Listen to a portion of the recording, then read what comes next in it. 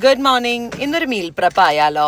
So ഇന്ന് ഞാൻ അടുത്ത ഒരാഴ്ചത്തേക്കുള്ള പല കാര്യങ്ങളും ചെറുതായിട്ടൊന്ന് മീൽ പ്രപ്പ് ചെയ്ത് വയ്ക്കാൻ പോവാണ്. One thing on the list is some chicken.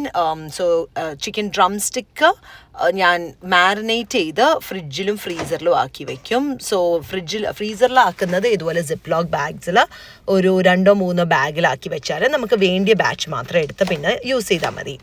And chicken കുറച്ച് തൈസ് മേടിച്ചു. So this is for butter chicken. അപ്പോൾ ആദ്യം നമുക്ക് ബട്ടർ ചിക്കൻ ഉണ്ടാക്കാം. വളരെ വളരെ ഈസിയാണ്. എൻ്റെ ഒരു ഗോ ടു ഈസി റെസിപ്പിയാണ്. കാരണം പിള്ളേരും ഒക്കെ കഴിക്കുന്നതാണ്, എരിവൊന്നും ഇല്ലാത്തതുകൊണ്ട്. സോ അണിയൻസ് ഒന്ന് സോട്ട് ചെയ്യുക, കുറച്ച് ജിഞ്ചർ ഗാർലിക് പേസ്റ്റ് ഇടുക, ആൻഡ് ഒരു 1 canned ടൊമാറ്റോ ഇടാം. ഓഫ് കോഴ്സ് നമുക്ക് ഫ്രഷ് ടൊമാറ്റോസും ഇടാം, but this is just easier.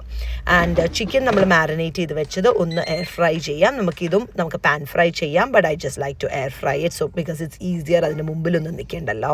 പിന്നെ നമ്മൾ നേരത്തെ ഉണ്ടാക്കിയ ആ ഒരു ടൊമാറ്റോ പേസ്റ്റ് നന്നായിട്ടൊന്ന് അടിച്ചിട്ട് സീവ് ചെയ്തെടുക്കുക.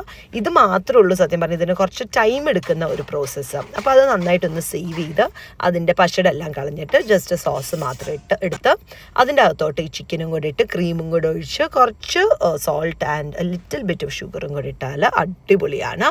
I added some coriander leaves and the butter chicken is done.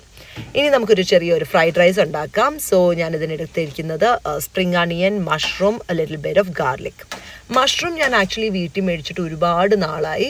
കാരണം ലാസ്റ്റ് ടൈം ഞാൻ മേടിച്ച് കുറച്ച് ദിവസം ഫ്രിഡ്ജ് വെച്ചിട്ടാണ് ആ മഷ്റൂം എടുത്തത്. And I actually got food poisoning from it. വീട്ടിലുള്ളൊരു സാധനത്തിൽ നിന്ന് എങ്ങനെ ഫുഡ് പോയ്സണിങ് വരുമെന്ന് എനിക്ക് മനസ്സിലായില്ല. പക്ഷെ പിന്നെ മനസ്സിലായി മഷ്റൂംസ് വേഗം കേടാവുന്നതാണ്. സോ അത് എടുക്കുകയാണെങ്കിൽ ഫ്രഷ് ആയിട്ട് തന്നെ എടുക്കണം.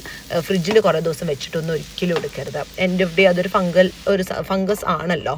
സോ അതുകൊണ്ട് we have to be very careful in using it. So mushrooms എല്ലാം സോട്ട് ചെയ്ത് സ്പ്രിംഗ് അണിയൻ്റെ ലീവ്സും ഇട്ട് കുറച്ച് സോയാ സോസ് ആൻഡ് ടൊമാറ്റോ സോസും കൂടെ ഒഴിച്ച് കഴിഞ്ഞാൽ നമ്മുടെ ഫ്രൈഡ് റൈസിൻ്റെ ആ ഒരു സോസ് റെഡി.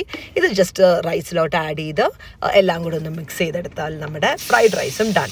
ഫ്രൈഡ് റൈസിനോ പുലാവെന്നോ എന്ത് വേണേലും ഇതിനെ വിളിക്കാം കേട്ടോ. എനിക്കങ്ങനെ പ്രത്യേകിച്ച് പേരുകളോ റെസിപ്പിയോ ഒന്നുമില്ല.